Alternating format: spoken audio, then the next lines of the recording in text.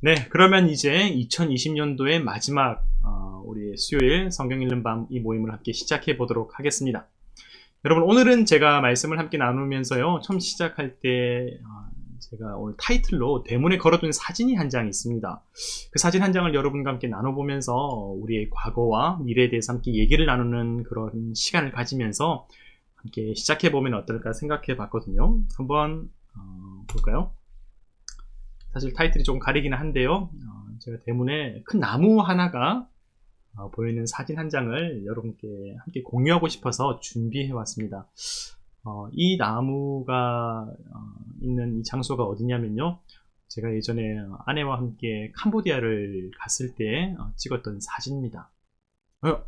바로 알고 계시네요. 캄보디아 맞습니다. 캄보디아에 있는 사진입니다. 캄보디아의 수도인 그 프놈펜 근처에 가면요, 킬링필드라고 하는 곳이 있어요. 그 예전에 여러분 알고 계시죠? 캄보디아의 독재자 폴포트와 그의 부역자들이 거의 200만 명에 달하는 캄보디아의 주민들을 학살했었던 그 사건이 있었던 것 아니겠습니까? 그 킬링필드의 아예 박물관들을 이제 세우면서 곳에 방문하는 사람들에게 그때의 어떤 흔적, 그때의 장소의 어떤 그 모습들을 보여주는 곳이 바로 이곳인데요. 저것을 통해서 이제 방문하게 되게 되면 수많은 과거의 흔적들을 엿볼 수 있어요. 가보셨군요. 네, 맞습니다. 저런 나무들이 상당히 많잖아요. 보리수 나무로 제가 알고 있는데요.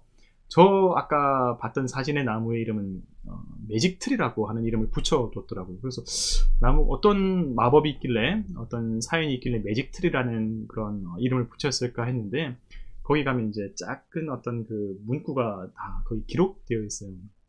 살펴보니까 이런 내용이 있더라고요.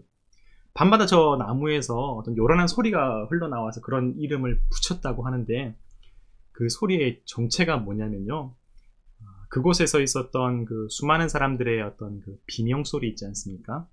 한 사람 한 사람의 어떤 생명이 끝나가면서 질렀었던 그 비명 소리를 감추기 위해서 저 나무에다가 스피커를 매달아 갖고 거기서 이제 음악 소리를 이제 내보냈는데, 감추기 위해서 그랬겠죠.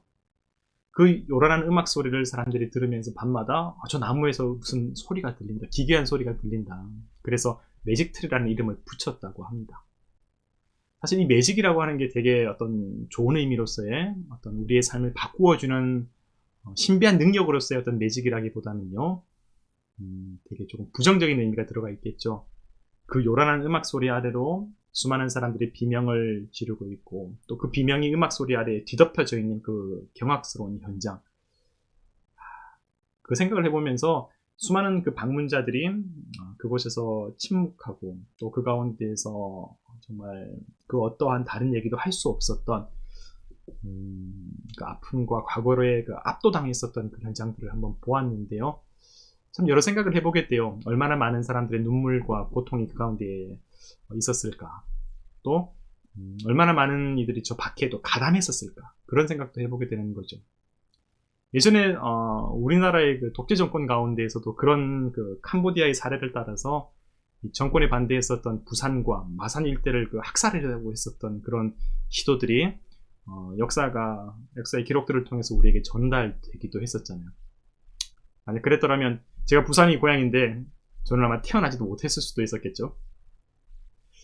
자, 이런 모습들을 보게 되면요, 사람이 참 무섭기도 하고 잔인하기도 하다는 것들을 우리가 발견하게 됩니다. 하지만 동시에 한편으로는 우리의 삶 가운데에서 정반대의 사람들도 보게 되는 일들을 우리가 경험하게 되죠. 자신의 두 아들을 죽였던 그 원수들을 용서하고 자신의 양아들로 삼았었던, 우리가 잘 알고 있는 손양원 목사님과 같은 그런 분들도 우리가 보게 되면서, 야, 참 사람 때문에 놀라기도 하고, 사람 때문에 슬퍼하기도 하고, 사람 덕분에 용기와 소망을 얻기도 하는 것이 우리의 현실이 아닌가, 그런 생각들을 해보게 됩니다. 결국 그런 것 같아요. 현실을 살아가는 저와 여러분, 우리들은 다 영적 존재이기 때문에 우리 내면에 어떤 정신이 들어있냐에 따라서 천국과 지옥을 오가면서 그 사람의 인생과 역사가 뒤바뀔 수도 있다는 사실을 되새겨봅니다. 오늘 서론이 좀 길었는데요, 이 과거의 사례 보면서 저는 오늘 우리가 함께 읽게 될 이 말씀, 그 말씀으로 향하는 작은 징검다리가 될 수 있지 않을까 하는 기대감으로 이 사례가 생각이 나서 여러분과 함께 먼저 잠깐 얘기 나누고 싶었습니다. 오늘 말씀은 예수님께서 이제 예고하시는 미래의 대환란이 등장하게 되는데요. 그 말씀을 읽으면서 우리 또한 우리의 삶 속에 다가올 고통의 현장은 어떠한지, 그리고 그 시대, 그러한 상황을 맞이하게 되는 우리 한 사람 한 사람의 영혼에는 어떤 정신이 채워져야 할런지, 오늘 주님의 말씀을 읽으면서 우리의 모습을 되돌아보는 시간이 되었으면 좋겠습니다. 자, 그러면 오늘도 함께 기도하고요. 오늘의 말씀을 읽어보도록 하겠습니다. 네, 그러면 제가 먼저 기도하겠습니다. 사랑해 주님 감사합니다. 하나님, 오늘도 저희 한 사람 한 사람의 삶과 저희의 발걸음을 인도하여 주심에 감사합니다. 하나님, 저희의 오늘이 우리가 기대하지 않았던 오늘일 때가 있고, 저희의 내일이 정말 바라지 않고 원하지 않는 아픔의 시간이 찾아올 때도 있음을 고백합니다. 우리가 함께 오늘의 말씀을 읽을 때에 예수님께서 예고하여 주신 또 다른 삶의 미래, 그리고 우리에게 찾아올 수 있는 환난의 시간, 그 모든 시간 속에서 우리는 어떻게 주님과 동행하며 살아가는 삶을 살아가야 할 것인지, 또 우리가 붙잡아야 될 선명하고 온전한 복음의 내용과 믿음의 길은 무엇인지 하나님 우리에게 알게 하여 주셔서 우리 모든 사람이 각자의 삶 속에서 정말로 하나님과 동행하는 믿음의 삶을 살아갈 수 있도록 저에게 지혜와 명철과 능력과 은혜를 더하여 주시옵소서. 모든 것 감사드리오며 지금도 살아계시고 우리와 함께 하시는 예수 그리스도의 이름으로 간절히 기도합니다. 아멘. 네, 우리 함께 오늘의 말씀을 함께 읽도록 하겠습니다. 네, 오늘의 말씀 마가복음 13장의 말씀입니다. 자, 우리 함께 하나님의 말씀을 한 절씩 읽도록 하겠습니다.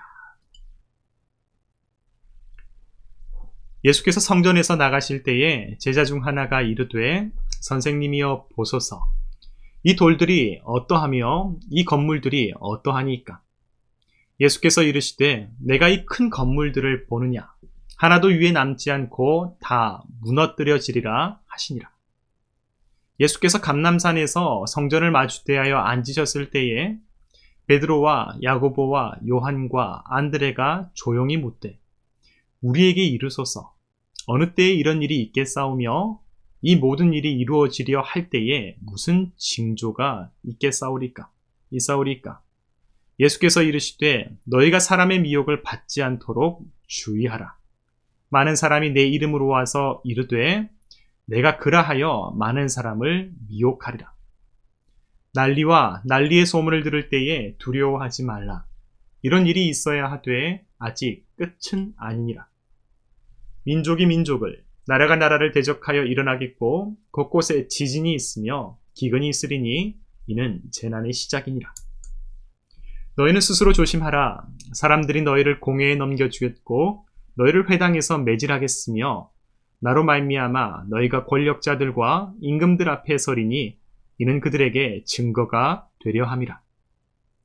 또 복음이 먼저 만국에 전파되어야 할 것이니라. 사람들이 너희를 끌어다가 넘겨줄 때에 무슨 말을 할까 미리 염려하지 말고 무엇이든지 그때에 너희에게 주시는 그 말을 하라. 말하는 이는 너희가 아니요 성령이시니라. 형제가 형제를, 아버지가 자식을 죽는 데에 내주며 자식들이 부모를 대적하여 죽게 하리라. 또 너희가 내 이름으로 말미암아 모든 사람에게 미움을 받을 것이나 끝까지 견디는 자는 구원을 받으리라. 멸망에 가증한 것이 서지 못할 곳에 선 것을 보거든 잃는 자는 깨달을진저 그때에 유대에 있는 자들은 산으로 도망할지어다. 지붕 위에 있는 자는 내려가지도 말고 집에 있는 무엇을 가지러 들어가지도 말며 밭에 있는 자는 겉옷을 가지러 뒤로 돌이키지 말지어다. 그날에는 아이 벤 자들과 젖 먹이는 자들에게 화가 있으리로다. 이 일이 겨울에 일어나지 않도록 기도하라. 이는 그날들이 환난의 날이 되겠습니다. 하나님께서 창조하신 시초부터 지금까지 이런 환난이 없었고 후회도 없으리라.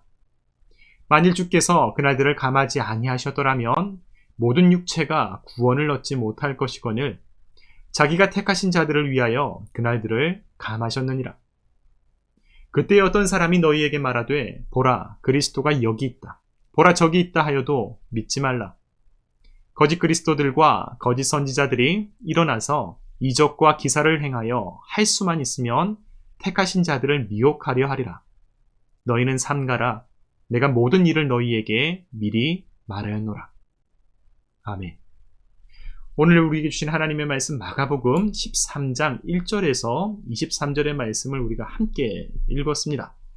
자, 오늘 말씀 조금 길죠? 하지만 오늘의 말씀과 같이 이런 특별히 환란에 관한 예고가, 종말에 관한 예고가 되게 구체적으로 기록되어 있는 이 말씀, 우리가 한 번 더 말씀을 읽으면서 이 말씀을 조금 상세히 충분히 말씀을 읽도록 하겠습니다. 예수께서 성전에서 나가실 때에 제자 중 하나가 이르되 선생님이여 보소서 이 돌들이 어떠하며 이 건물들이 어떠하니까? 예수께서 이르시되 내가 이 큰 건물들을 보느냐? 돌 하나도 돌 위에 남지 않고 다 무너뜨려지리라 하시니라. 예수께서 감람산에서 성전을 마주대하여 앉으셨을 때에 베드로와 야고보와 요한과 안드레가 조용히 묻되 우리에게 이르소서 어느 때에 이런 일이 있겠사오며 이 모든 일이 이루어지려 할 때에 무슨 징조가 있사오리까? 예수께서 이르시되 너희가 사람의 미혹을 받지 않도록 주의하라. 많은 사람이 내 이름으로 와서 이르되 내가 그라하여 많은 사람을 미혹하리라. 난리와 난리의 소문을 들을 때에 두려워하지 말라. 이런 일이 있어야 하되 아직 끝은 아니니라. 민족이 민족을, 나라가 나라를 대적하여 일어나겠고 곳곳에 지진이 있으며 기근이 있으리니 이는 재난의 시작이니라. 너희는 스스로 조심하라. 사람들이 너희를 공회에 넘겨주겠고 너희를 회당에서 매질하겠으며 나로 말미암아 너희가 권력자들과 임금들 앞에 서리니 이는 그들에게 증거가 되려 함이라. 또 복음이 먼저 만국에 전파되어야 할 것이니라. 사람들이 너희를 끌어다가 넘겨줄 때에 무슨 말을 할까 미리 염려하지 말고 무엇이든지 그때에 너희에게 주시는 그 말을 하라. 말하는 이는 너희가 아니요 성령이시니라. 형제가 형제를, 아버지가 자식을 죽는 데에 내주며 자식들이 부모를 대적하여 죽게 하리라. 또 너희가 내 이름으로 말미암아 모든 사람에게 미움을 받을 것이나 끝까지 견디는 자는 구원을 받으리라. 멸망에 가증한 것이 서지 못할 곳에 선 것을 보거든 잃는 자는 깨달을진저 그때 유대에 있는 자들은 산으로 도망할지어다. 지붕 위에 있는 자는 내려가지도 말고 집에 있는 무엇을 가지러 들어가지도 말며 밭에 있는 자는 겉옷을 가지러 뒤로 돌이키지 말지어다. 그날에는 아이 뵌 자들과 젖먹이는 자들에게 화가 있으리로다. 일이 겨울에 일어나지 않도록 기도하라. 이는 그날들이 환란의 날이 되겠습니다. 하나님께서 창조하신 시초부터 지금까지 이런 환란이 없었고 후에도 없으리라. 만일 주께서 그날들을 감하지 아니하셨더라면 모든 육체가 구원을 얻지 못할 것이거늘 자기가 택하신 자들을 위하여 그날들을 감하셨느니라. 그때에 어떤 사람이 너희에게 말하되 보라 그리스도가 여기 있다. 보라 저기 있다 하여도 믿지 말라. 거짓 그리스도들과 거짓 선지자들이 일어나서 이적과 기사를 행하여 할 수만 있으면 택하신 자들을 미혹하려 하리라. 너희는 삼가라. 내가 모든 일을 너희에게 미리 말하였노라. 아멘. 네, 여러분 오늘의 말씀 조금 길어서 조금 어려움이 있을 수도 있겠는데요. 여러분 두 번에 걸쳐서 우리가 하나님의 말씀을 읽어보았습니다. 여러분 어떠셨어요? 오늘의 말씀 읽으면서 이 말씀의 부분들이 여러분에게 참 깊숙하게 또 하나하나 세세히 충분히 머릿속으로 연상이 되고 있습니까? 우리가 함께 한 번 더 마지막으로 말씀을 읽은 뒤에 오늘의 말씀을 구체적으로 함께 살펴보면서 오늘은 어떤 말씀인지 그리고 하나님께서 예수 그리스도의 입술을 통하여서 우리에게 이 말씀을 주실 때에 오늘 또 구체적으로 종말에 관한 말씀들이 함께 말씀이 우리 가운데 들려졌을 때에 어떻게 이 말씀을 건강하게 또 지혜롭게 잘 받아들이고 해석해야 될지도 함께 좀 살펴보려고 해요. 그래서 그 말씀들을 우리가 충분히 이해할 수 있도록 한 번 더 이 말씀을 읽어보도록 하겠습니다. 좀 더 상세히 말씀을 이해하고 풍성하게 우리 안에서 이 말씀을 연상하고 생각해보는 시간들을 가지면서 한 번 더 말씀을 읽도록 하겠습니다. 예수께서 성전에서 나가실 때에 제자 중 하나가 이르되 선생님이여 보소서 이 돌들이 어떠하며 이 건물들이 어떠하니까? 예수께서 이르시되 내가 이 큰 건물들을 보느냐? 돌 하나도 돌 위에 남지 않고 다 무너뜨려지리라 하시니라. 예수께서 감람산에서 성전을 마주대하여 앉으셨을 때에 베드로와 야고보와 요한과 안드레가 조용히 묻되 우리에게 이르소서 어느 때에 이런 일이 있겠사오며 이 모든 일이 이루어지려 할 때에 무슨 징조가 있사오리까? 예수께서 이르시되 너희가 사람의 미혹을 받지 않도록 주의하라. 많은 사람이 내 이름으로 와서 이르되 내가 그러하여 많은 사람을 미혹하리라. 난리와 난리의 소문을 들을 때에 두려워하지 말라. 이런 일이 있어야 하되 아직 끝은 아니니라. 민족이 민족을 나라가 나라를 대적하여 일어나겠고 곳곳에 지진이 있으며 기근이 있으리니 이는 재난의 시작이니라. 너희는 스스로 조심하라. 사람들이 너희를 공회에 넘겨주겠고 너희를 회당에서 매질하겠으며 나로 말미암아 너희가 권력자들과 임금들 앞에 서리니 이는 그들에게 증거가 되려 함이라. 또 복음이 먼저 만국에 전파되어야 할 것이니라. 사람들이 너희를 끌어다가 넘겨줄 때에 무슨 말을 할까 미리 염려하지 말고 무엇이든지 그때에 너희에게 주시는 그 말을 하라. 말하는 이는 너희가 아니요 성령이시니라. 형제가 형제를 아버지가 자식을 죽는 데에 내주며 자식들이 부모를 대적하여 죽게 하리라. 또 너희가 내 이름으로 말미암아 모든 사람에게 미움을 받을 것이나 끝까지 견디는 자는 구원을 받으리라. 멸망에 가증한 것이 서지 못할 곳에 선 것을 보거든 그때 유대에 있는 자들은 산으로 도망할지어다. 지붕 위에 있는 자는 내려가지도 말고 집에 있는 무엇을 가지러 들어가지도 말며 밭에 있는 자는 겉옷을 가지러 뒤로 돌이키지 말지어다. 그날에는 아이 벤 자들과 젖먹이는 자들에게 화가 있으리로다. 이 일이 겨울에 일어나지 않도록 기도하라. 이는 그날들이 환난의 날이 되겠습니다. 하나님께서 창조하신 시초부터 지금까지 이런 환난이 없었고 후에도 없으리라. 만일 주께서 그날들을 감하지 아니하셨더라면 모든 육체가 구원을 얻지 못할 것이거늘 자기가 택하신 자들을 위하여 그날들을 감하셨느니라. 그때에 어떤 사람이 너희에게 말하되 보라 그리스도가 여기 있다. 보라 저기 있다 하여도 믿지 말라. 거짓 그리스도들과 거짓 선지자들이 일어나서 기적과 기사를 행하여 할 수만 있으면 택하신 자들을 미혹하려 하리라. 너희는 삼가라. 내가 모든 일을 너희에게 미리 말하였노라. 아멘. 이것은 오늘의 말씀입니다. 네, 우리가 하나님께서 우리에게 주신 말씀 마가복음 13장 1절부터 우리가 23절까지 여러분 너무 힘들었죠? 제가 가장 힘든 것 같은데요. 짧지 않는 말씀 우리가 함께 읽었습니다. 그리고 생각보다 상당히 무시무시한 내용들을 우리가 확인할 수 있게 되었습니다. 여러분 우리가 오늘 말씀 읽으면서 하나하나씩 그 구절들을 보면서 여러 가지 마음들이 우리의 머릿속에 들었을 것 같은데요. 여러분은 어떠셨습니까? 오늘의 말씀을 읽으면서 제자들이 과연 어떤 마음을 가지면서 이 말씀을 듣게 되었을까? 예수님께서 이 말씀을 하셨을 때의 어떤 심경과 또 어투는 또 어땠을까? 여러분 우리가 세 번에 걸쳐서 말씀을 읽으면서 여러 가지의 각자가 느꼈던 오늘의 말씀에 관한 생각들과 어쩌면 의문들도 여러 가지 궁금증들도 우리 가운데 생각이 들었지 않았을까 그런 마음을 가져보는데요. 자, 그러면 오늘의 말씀이 과연 어떻게 구성되었는지 전체의 내용을 한번 잠깐 살펴보도록 하겠습니다. 먼저 처음에 말씀을 보면요.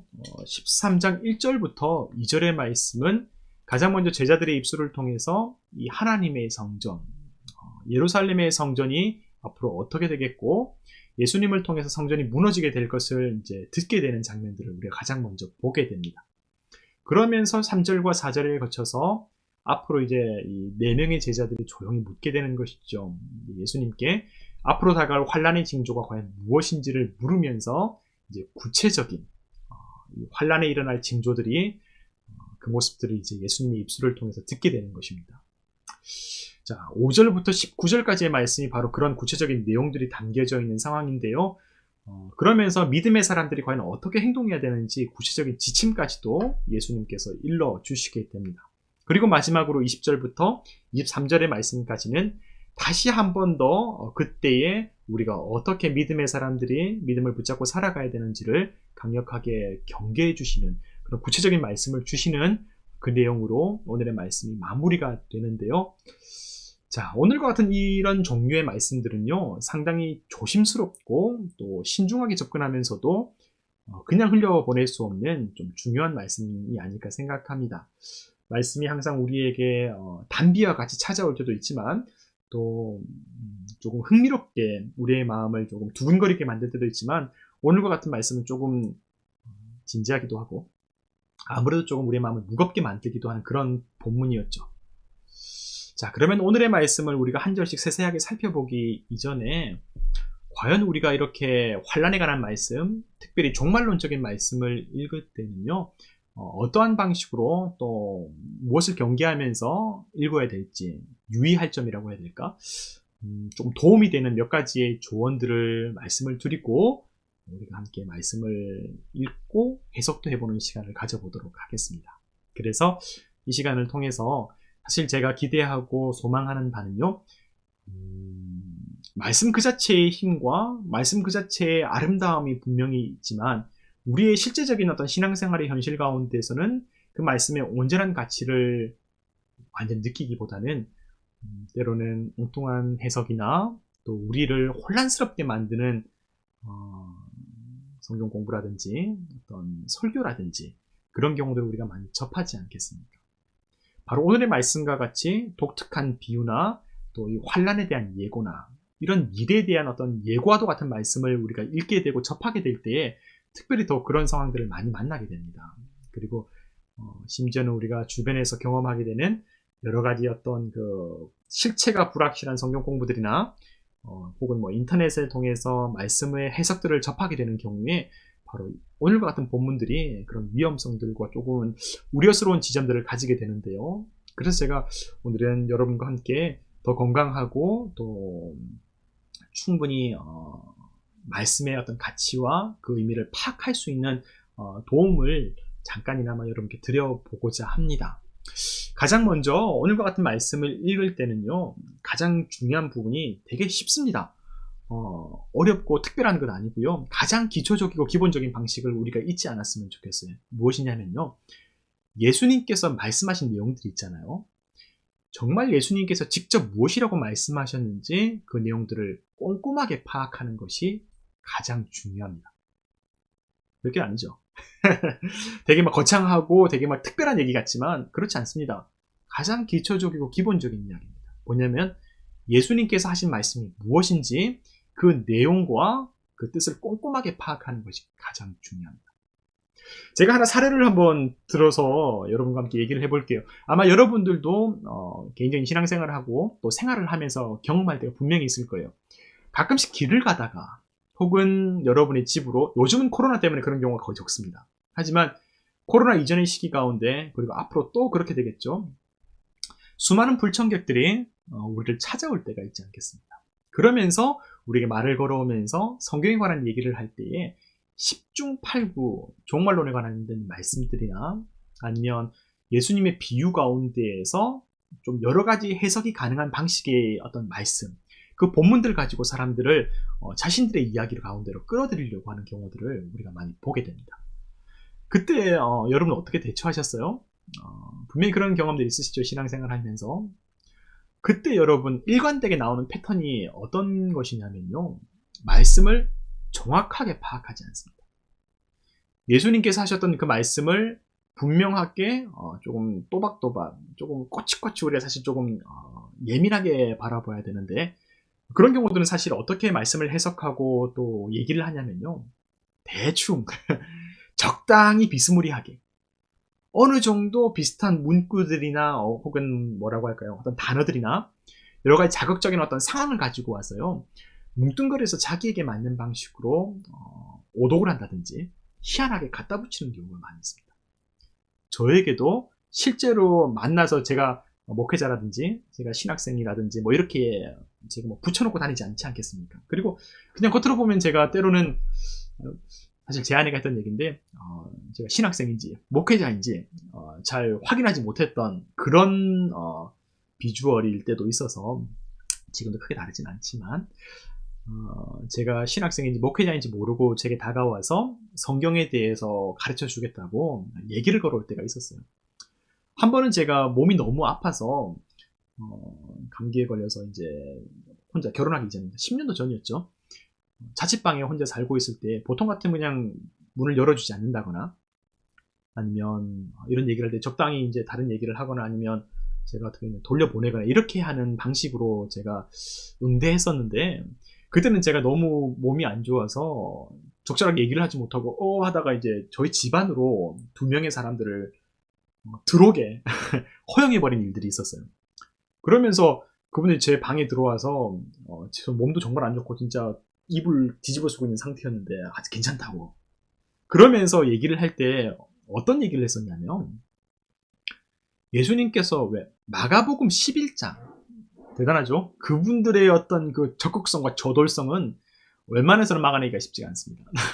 아무튼 그때 그분들이 얘기하실 때 마가복음 11장의 말씀을 가지고 얘기를 했어요. 그때도 마가복음이었네요. 예수님께서 하루는 이제 저 감람산에 있는 무화과 나무에 열매 맺는 때, 그 때에 대해서 말씀하시면서 입만 무성하고 열매 맺지 않는 그 무화과 나무를 벌하신 사건이 있지 않습니까? 그러면서 그때의 어떤 그 열매 맺는 때, 그 때에 대한 얘기를 하면서 그런 얘기를 하는 거예요. 자, 말씀에 이렇게 기록이 되어 있는데, 본인들이 알고 있는 미국에 있는 한 나무가 있는데, 뭐 적당히 이제 그냥 정리하고 짧게 얘기하면 그런 겁니다. 미국에 있는 한 나무가 있는데, 예수님께 심판을 받았던 그 무화과 나무가 미국에 있다는 거예요. 근데 그 무화과 나무에서 열매가 맺혔고, 그 나무를 키웠던 그 사람이 누구냐면 바로 자기들의 지도자라는 거예요. 자신들의 영적 지도자라는 거예요. 그러면서 그 사람이 바로 오늘날에 하나님께서 예비하신 새로운 메시아다.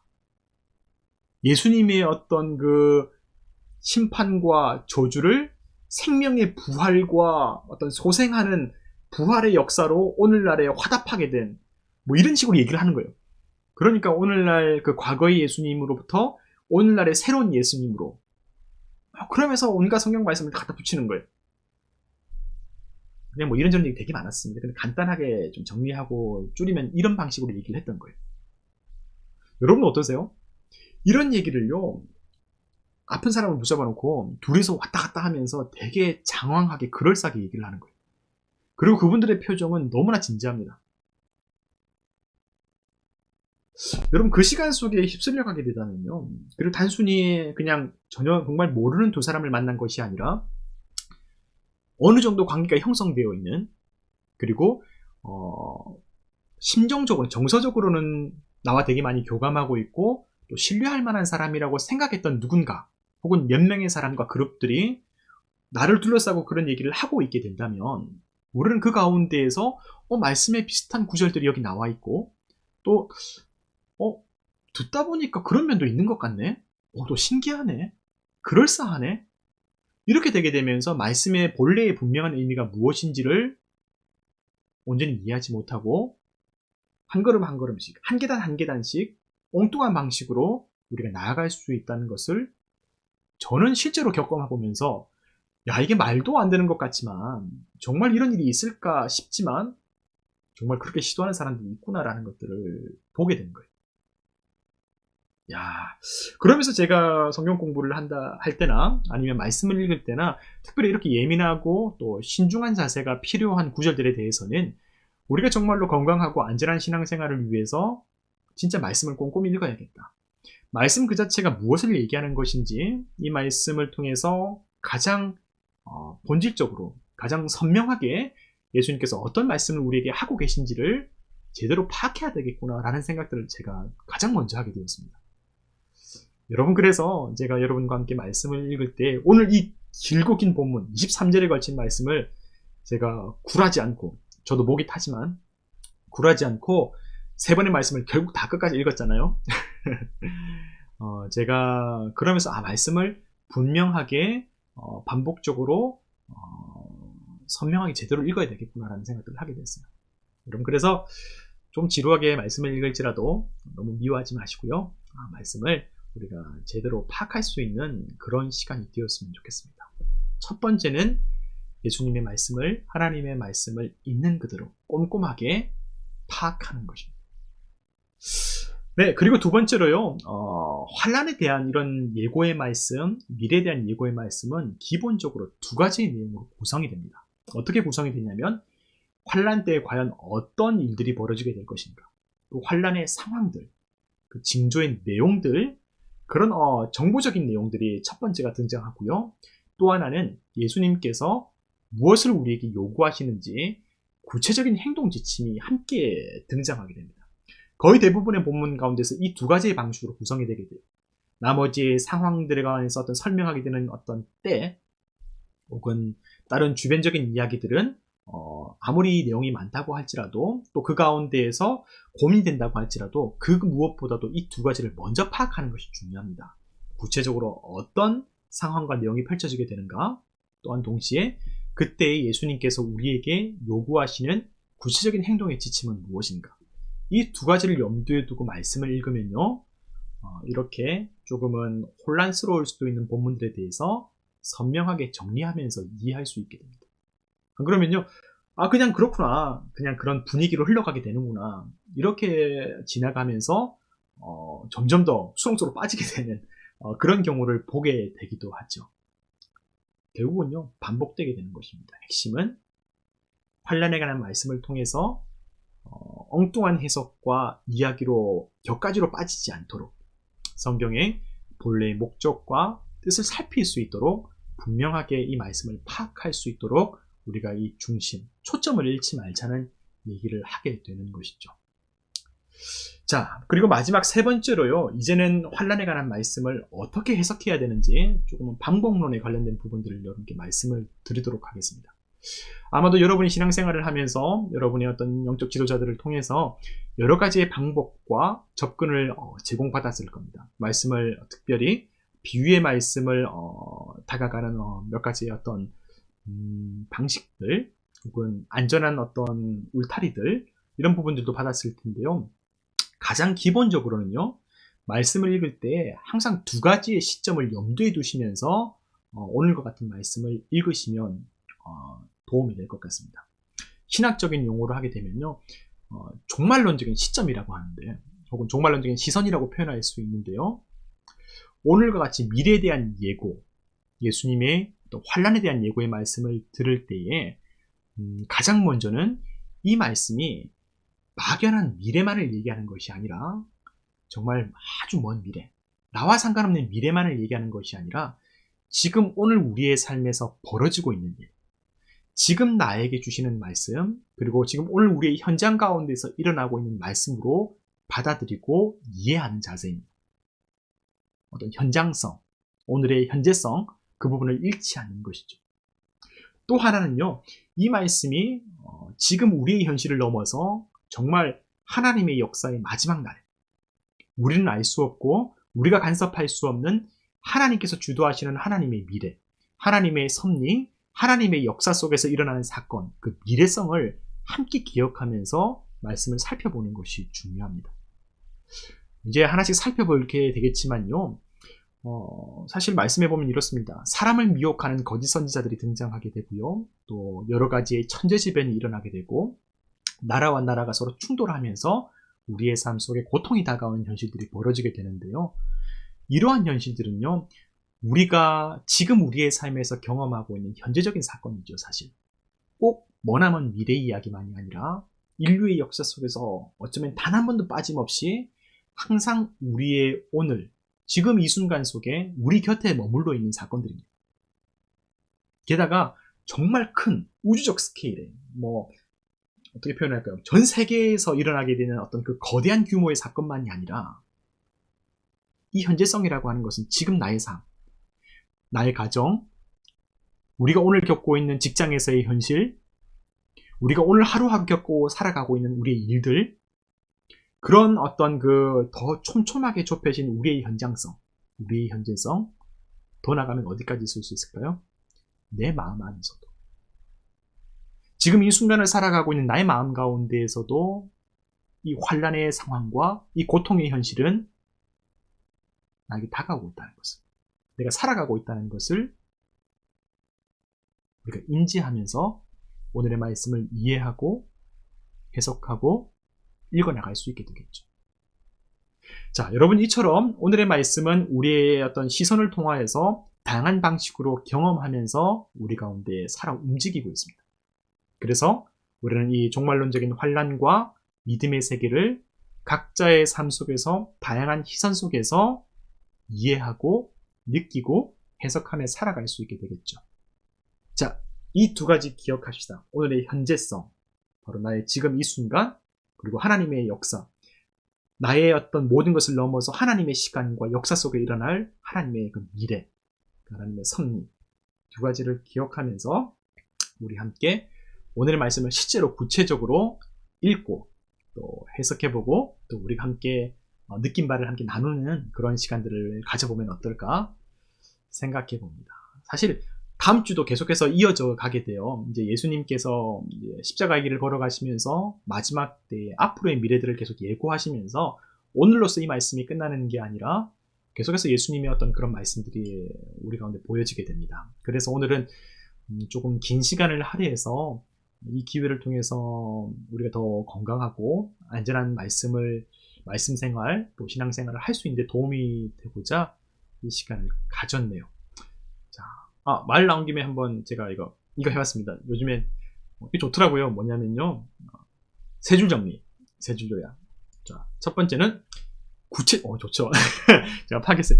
구체적으로 꼼꼼하게 말씀을 읽고 내용을 파악하기입니다.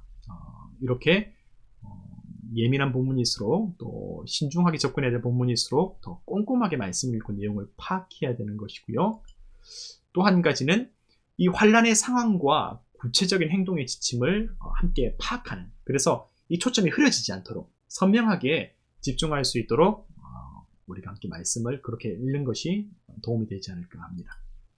세 번째로는 이 환란에 관한 말씀은 미래적인 사건과 현재적인 사건으로 함께 해석해야 된다는 것을 우리가 함께 기억했으면 좋겠습니다. 그래서 오늘하고 상관없는 그냥 나중에 죽어서 나중에 혹은 정말 하나님의 어떤 예수님께서 뻔하면 미래에 재림하셔서 오는 그 사건이겠지 라는 것만이 아니라 오늘 우리의 삶의 현장 가운데도 다양하게 경험되고 또 다가오는 말씀이라는 것을 기억할 수 있었으면 좋겠습니다. 자, 그러면 오늘 말씀 함께 이거 순서가 이상한데? 자, 말씀을 함께 살펴보도록 하겠습니다. 자, 이제 오늘의 말씀 1절부터 보면요, 시작은 제자들의 물음에서 시작되었습니다. 한 제자가 예수님께 이 성전의 건물과 돌들이 어떻게 될지를 물으면서 질문하게 되니까 예수님께서 돌 하나도 돌 위에 남지 않고 다 무너뜨려지리라고 말씀해 주시는 것이죠. 그러자 이제 베드로, 야고보, 요한, 안드레가 이제 조용하게 예수님, 그날이 과연 언제입니까? 그날에 어떤 징조가 일어나겠습니까? 물으면서 이제 본격적인 대화의 내용 가운데로 들어가게 된 것입니다. 자, 그러면 앞서 말씀드린 대로 먼저 환란의 상황을 구체적으로 살펴보고요. 그 다음에 예수님의 행동 지침을 살펴보면서 말씀의 의미들을 상세하게 파악해 보도록 하겠습니다. 잠깐 이제 물 한 잔만 하겠습니다.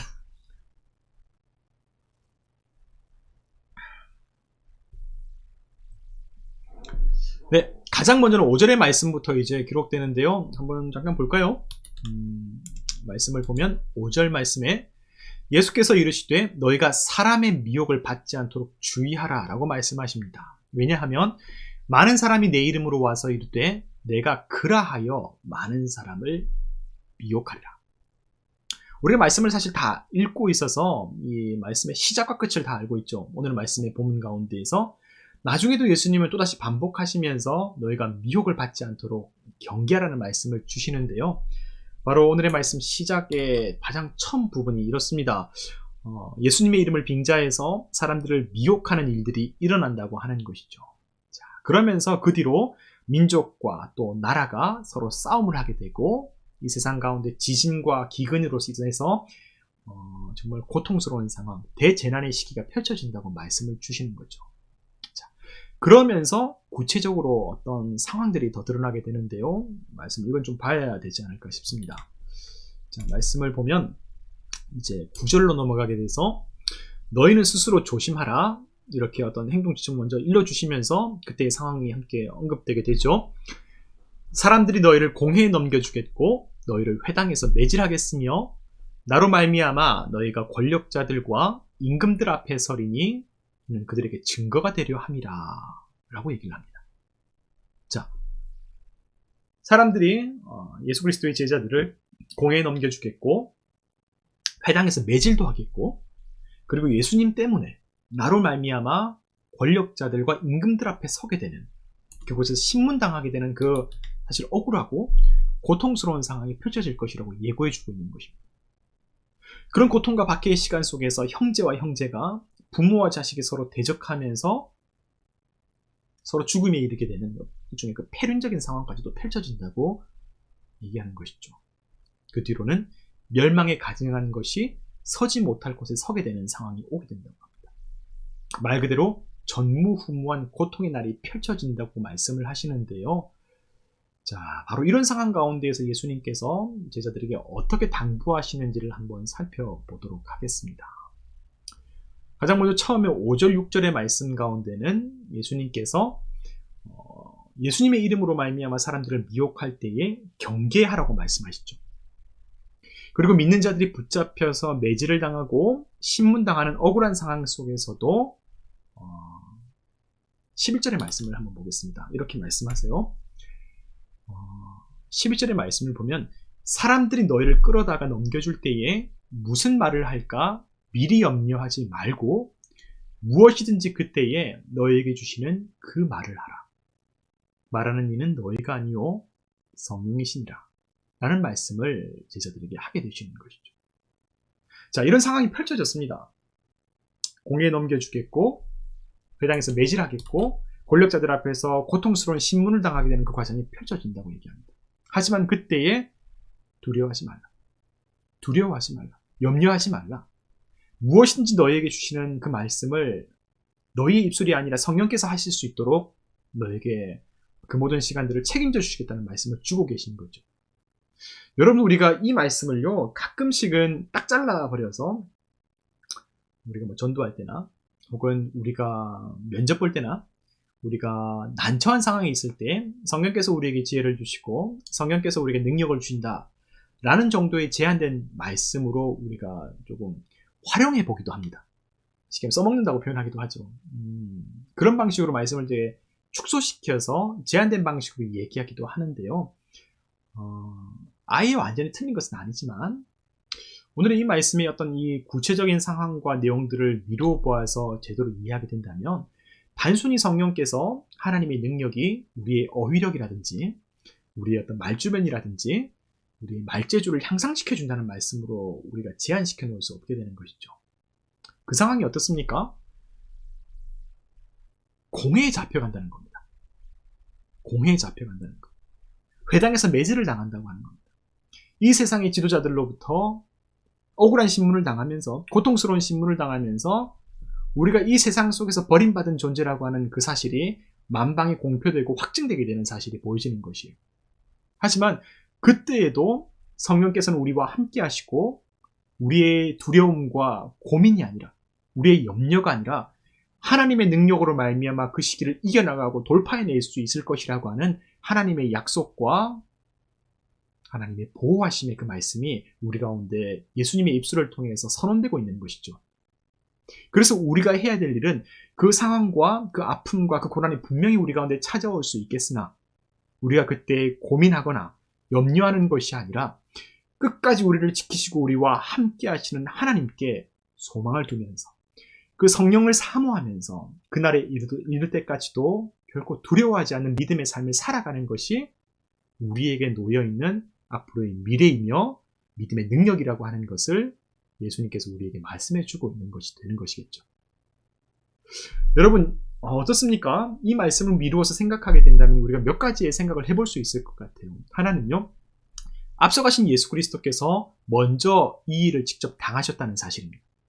공회에 잡혀가시고 매질을 당하셨고요.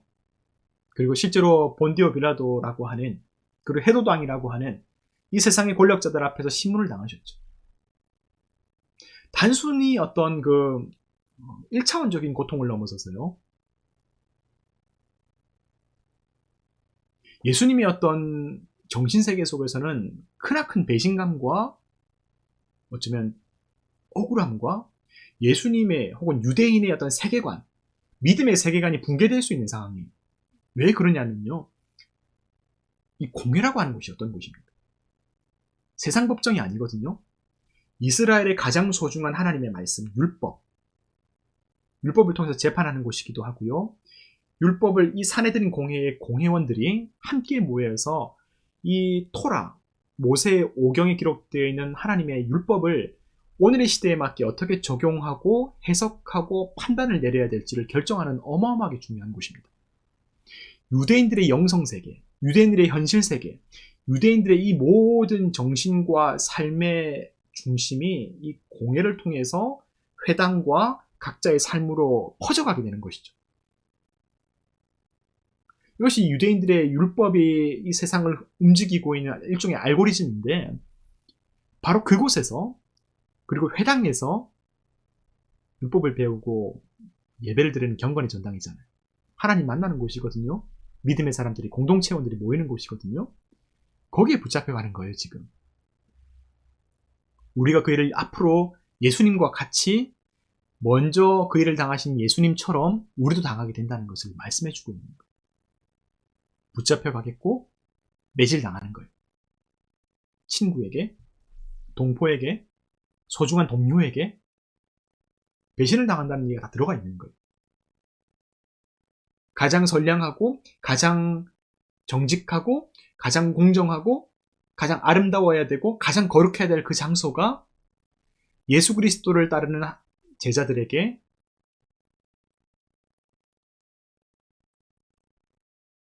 충격으로 다가올 수 있는 상황이 펼쳐진 거예요. 마치 하나님의 진리와 하나님의 정의가 뒤집힌 것 같은 이 역설적인 상황.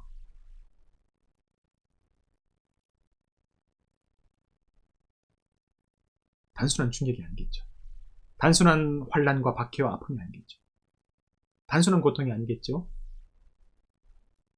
바로 그런 상황 속에서 염려하지 말라. 너의 믿음이 모두 부정당하는 것 같은 그 상황 속에서, 너의 인생이 버림받고 부정당하는 것 같아. 함께 했었던 믿음의 동료들조차도 너를 손가락질하게 되고, 너를 떠나고, 너를 저주받은 인생처럼 내몰 때에도 염려하지 마라. 말문이 막혀서 아무 말도 나오지 않는 그 상황 속에서도 무슨 말을 해야 될지 걱정하지 마라. 하나님께서 함께 하시다. 내가 말하는 것이 아니라 성령께서 말할 수 있는 힘을 주겠고 능력을 주겠고 그 내용들을 다 가르쳐 주리라. 이것이 오늘의 말씀입니다. 이것이 예수님께서 미래의 환난을 말씀하시면서 저주를 말하신 것이 아니라 믿는 자들의 삶에 소망을 주시고 힘을 주시고 능력을 주시고 용기를 주셨다. 담대함을 주셨던 오늘의 말씀의 목적이 아니겠습니까? 여러분, 제가 모든 걸 다 살펴보고 있지는 않습니다. 오늘 다 꼬치꼬치 하나하나 다 여러분에게 하고 있는 시간은 아닙니다.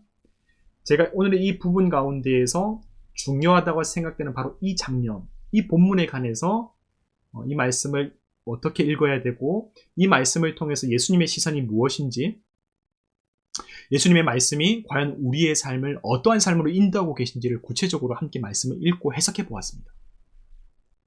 물론 여러분 이외에도 몇 가지 내용들이 오늘 우리가 읽은 말씀 가운데 기록되어 있죠.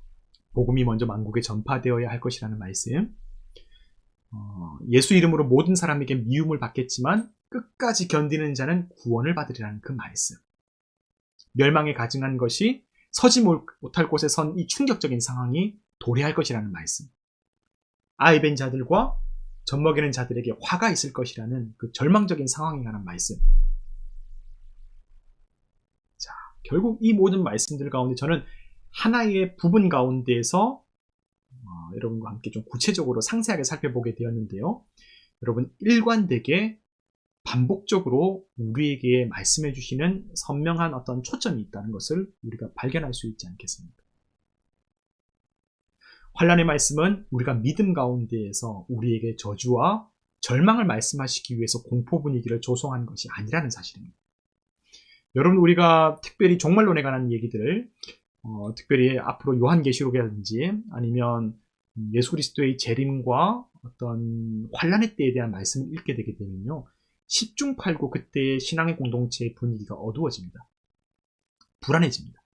그리고 그 가운데에서 이 모든 불안의 마음을 동력으로 삼아서 무엇을 하게 되냐면, 우리가 하나 되자, 우리가 교회를 위해 봉사하자, 우리가 헌금을 많이 하고 우리가 함께 담임 목사님과 지도자들을 중심으로 해서 뭉치자, 이렇게 뭔가 실용적인 도구로서 말씀들을 활용하는 것들을 우리가 보게 됩니다. 공포와 부정의 에너지를 통해서.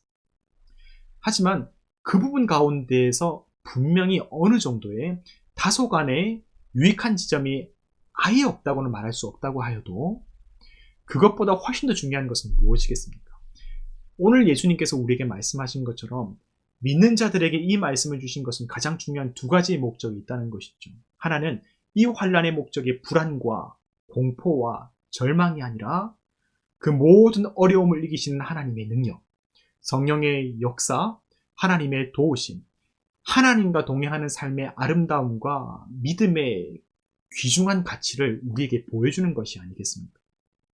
이 모든 상황을 조심하고 경계하고 믿음을 잘 지켜야 된다는 것. 그리고 그 삶에는 단순히 우리가 우리의 의지로 이 세계를 돌파해내고 이 무거운 짐을 홀로 지고 가는 것이 아니라, 성령께서 이 모든 아픔과 슬픔과 이 모든 나의 삶이 부정당하는 그 순간 속에서도 하나님이 너와 함께 하신다는 사실. 우리 성령께서 우리의 삶 가운데 동행하셔서 하나님의 말씀이, 하나님의 능력이 끝내 믿는 자들의 삶을 지키시고 구원의 길로 인도하신다는 그 말씀을 우리에게 주시고자 한다는 것입니다. 바로 그 말씀, 그 뜻을 발견하게 되게 되면요, 오늘과 같은 이 환란의 말씀, 종말론에 관한 말씀이 우리에게 절망이나 혹은 우리의 불안을 조장하는 것이 아니라, 우리가 정말로 예수 그리스도를 어떻게 믿으며 살아가야 하는가, 우리에게 예수 그리스도는 누구이신가, 바로 그 종말의 현실이, 그 환란의 현실이 오늘 나의 가정 가운데에서, 나의 직장의 삶 가운데에서, 나의 내면 가운데 폭풍처럼 치고 있는 이 상황 속에서도 성령은 나의 삶을 지키십니다. 성령께서 나의 삶 가운데 함께 하시는구나. 그 하나님의 음성을 듣고 우리가 오늘 어떻게 살아가야 될지를, 우리의 믿음의 내용과 자세는 어떻게 해야 될지를 다시 돌아볼 수 있지 않겠습니까? 여러분, 그렇습니다. 결국 오늘 이 말씀은요, 두 번째로 일종의 예방 효과, 요즘에 한창 백신이 화두인데요, 바로 백신과도 같은, 믿음의 백신과도 같은 효과를 우리에게 전해줍니다. 왜냐하면 앞서가신 예수 그리스도를 통해서, 그리고 지금 우리에게, 그리고 나중에 다가올 이 환란을 예수님의 말씀을 통해서 우리가 보게 되는 것 아니겠습니까? 아, 이런 일은 알 수 있겠지. 아, 예수님께서 이렇게 말씀하셨구나. 예수님께서 그렇게 앞서가셨구나. 그러나 예수님께서 말씀하신 대로 살아가시면서, 말씀하신 대로 하나님을 신뢰하면서 그 모든 십자가와 죽음의 공포를 이겨내셨던 것처럼 우리도 영적인 준비를 할 수 있다는 사실입니다. 자, 여러분, 오늘 말씀을 읽으시면서 분명히 여러분의 마음속에 생긴 여러 가지의 어떤 궁금증이나 또 여러분의 어떤 마음속에 들었던 하나님의 음성과 은혜가 분명히 있을 것이라고 생각합니다. 여러분은 어떠셨어요? 오늘 말씀을 읽으면서 제가 다 일일이 살피지 않은 부분들에 대해서 제가 오늘은 제한된 시간이라서 중요한 맥과 중심적인 포인트만 가지고 함께 말씀을 읽었고 또 그 읽는 방식에 대해서 함께 나누었는데요. 여러분 어떠셨습니까? 여러분의 어떤 이 말씀을 읽으면서 들었던 생각들, 여러분의 어떤 고백들, 또 여러분이 실제로 말씀 생활하면서 겪었던 사례들은 어떠했습니까? 댓글창을 통해서 또 여러 가지 방식으로 함께 나눌 수 있으면 더욱 좋겠고요. 저는 여러분께 오늘 이 말씀을 이렇게 읽어 나가면서 그렇다면 두 가지, 믿음 안에서 우리가 용기를 품고 믿음 안에서 하나님과 동행하는 삶으로 이 모든 환난과 또 영적인 준비들을 해나가는 그 필요성들을 얘기를 나눴잖아요. 제가 이 말씀을 읽으면서 그래서 제가 준비를 한 부분이 있습니다. 어떤 부분이냐면 진짜 이렇게 말씀을 통해서 깨달은 것처럼 그러면 어떻게 우리가 우리 현실과 우리의 미래 속에 다가오는 환난을 준비할 수 있을까?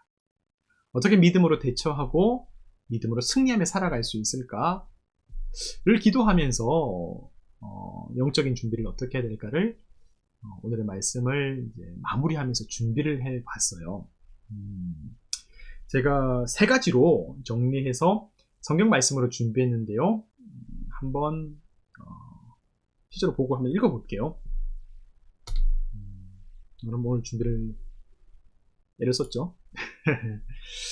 네, 첫 번째로는요, 우리가 정말로 오늘의 환난 그리고 앞으로 다가올 환난에 대해서 우리가 믿음으로 준비하는 영적인 준비를 어떻게 해야 되는 것인가.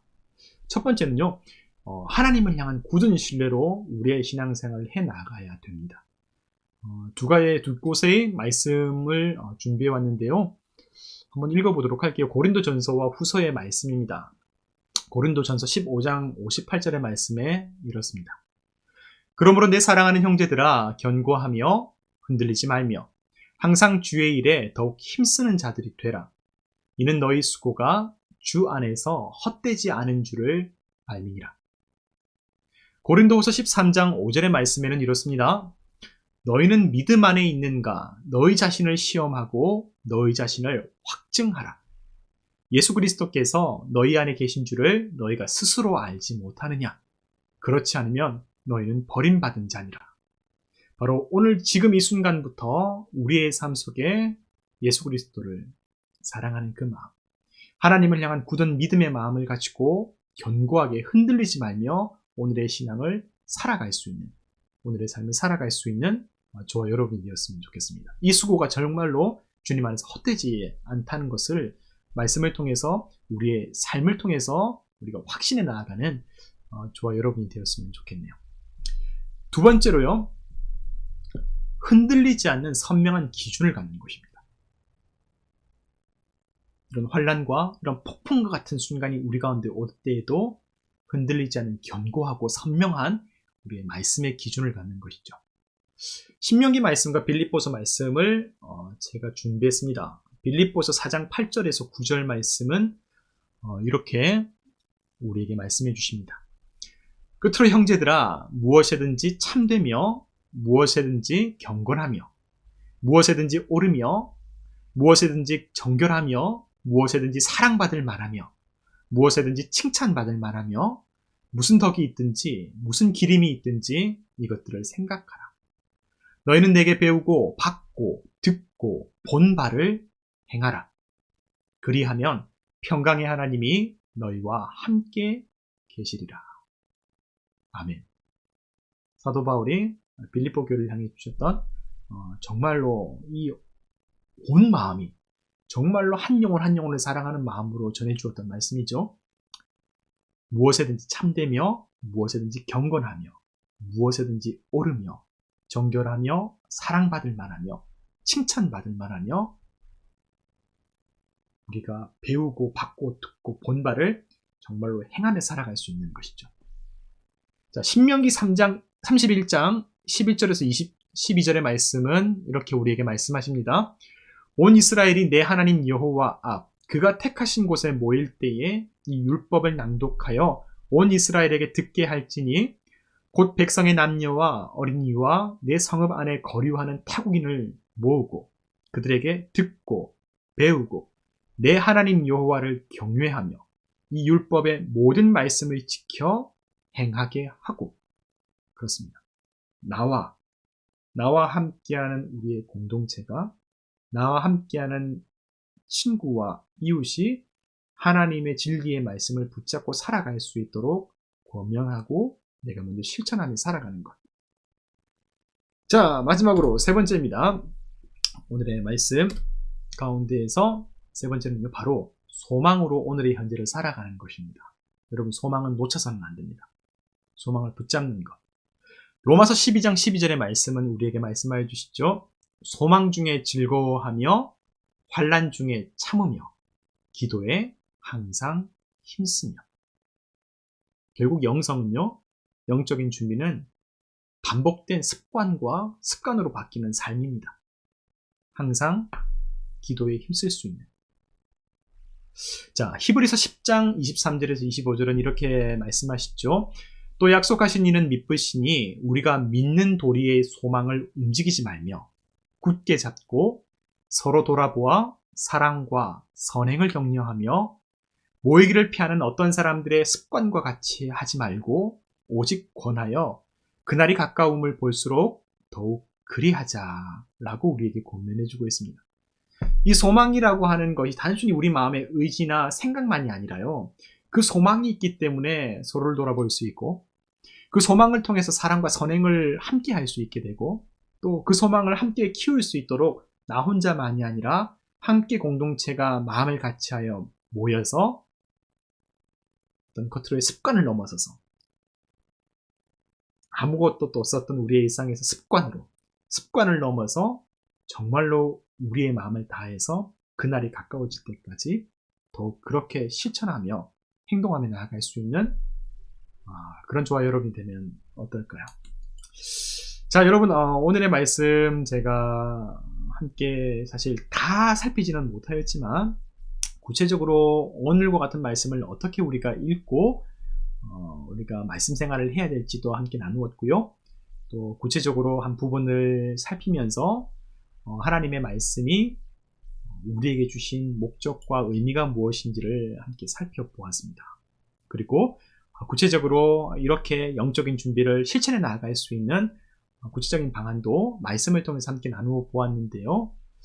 자, 이제 오늘의 말씀을 이제 마무리하고 정리할 시간이 되지 않았을까 생각합니다. 여러분, 결국 우리는요, 영적인 존재들입니다. 우리 한 사람 한 사람은 기계적인 존재나 아무리 반복되는 일상을 산다고 할지라도 우리에게는 마음이 있고, 우리에게는 감정이 있고, 우리에게는 생각과 정신이 살아 움직이는 존재들입니다. 이 영적인 존재라는 것을 기억하면서 우리 안에 어떠한 마음, 어떠한 정신이 우리를 채우느냐에 따라서 각 사람의 인생과 이 땅의 역사가 바뀐다는 사실을 기억할 수 있는, 정말 매직 트리와 같은 인생이 아니라, 그런 세상이 아니라 아름다운 열매를 맺을 수 있는 하나님의 귀한 나무들이 될 수 있는 저와 여러분 되었으면 좋겠습니다. 자, 예수 그리스도의 말씀이 우리를 소망과 용기와 진리로 채워주기를 간절히 바라면서 2020년도 성경 읽는 밤 여러분과 함께 했던 이 시간들을 우리 모두 소중히 여기고, 제가 가장 소중하게 여기죠. 그리고 또 그 마음으로 내년도에도, 2021년도에도 함께 했으면 좋겠습니다.